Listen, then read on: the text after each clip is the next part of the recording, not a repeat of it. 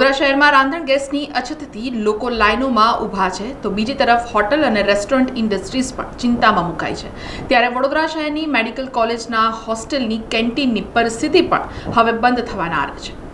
વડોદરા શહેરમાં રાંધણ ગેસના બોટલની અછત ધીમે ધીમે લોકોને મુશ્કેલીમાં મૂકી રહી છે। ગેસના બુકિંગ માટે એક તરફ લોકોને આકરી ગરમીમાં લાઇનોમાં ઊભા રહેવાની ફરજ પડી છે તો બીજી તરફ હોટલ ઇન્ડસ્ટ્રી પણ આ અછતના કારણે હવે ચિંતામાં ગરકાવ થઈ છે।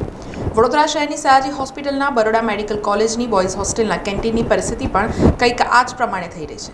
આ કેન્ટીનમાં રોજના 200થી વધુ મેડિકલ કોલેજના વિદ્યાર્થીઓ અને તબીબોની જમવાની વ્યવસ્થા કરાતી હોય છે।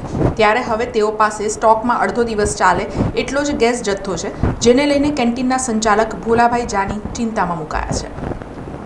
આપણા એનબીએચ કેન્ટીન છે, હોસ્પિટલ બોયઝ હોસ્ટેલ છે, ત્યાં ડોક્ટર અને સ્ટુડન્ટો રહે છે। હવે અત્યારે અમારી પાસે બોટલમાં તો અડધો જ બોટલ છે, અત્યારનું જમવાનું બની જાય એ મોટી વસ્તુ છે। આના પછી તો એજન્સી વાળા ના જ પાડે છે કે અમારી પાસે કોઈ બોટલ છે જ નહીં।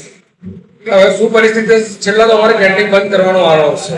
અચ્છા, કેટલા વિદ્યાર્થીઓ સ્ટુડન્ટો કઈ જમવા આવે છે? રોજના 250-300 સ્ટુડન્ટો જમતા હોય છે।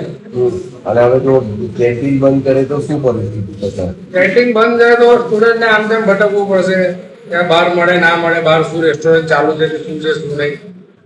અને તમારી કેન્ટીનમાંથી કામ કરી રહ્યા છે કર્મચારીઓ, એ લોકો પછી એ લોકોએ પણ બહારથી કંઈક પડેગા લાઈન ખાવા પડશે, એવું કંઈક કરવું પડશે।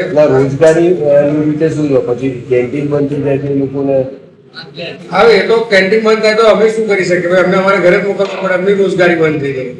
બરાબર। અને તમને કેટલું નુકસાન જશે? અમને તો કાફી નુકસાન થઈ જાય। અમારે ભાડું બધું ને નુકસાન ઘણું થાય, લાઇટ બિલ નથી રહી, બધું ઘણું નુકસાન થઈ જાય। સરકારને શું અપીલ કરવાનો? સરકારને એક જ અપીલ કરવા માંગીએ છીએ કે જેથી કરીને જલ્દી તકે બાટલ આપે તો આગળ અમારી કેન્ટીન ચાલુ રહે અને સ્ટુડન્ટોને ડોક્ટરોનો પ્રોબ્લેમ ના પડે જમવામાં।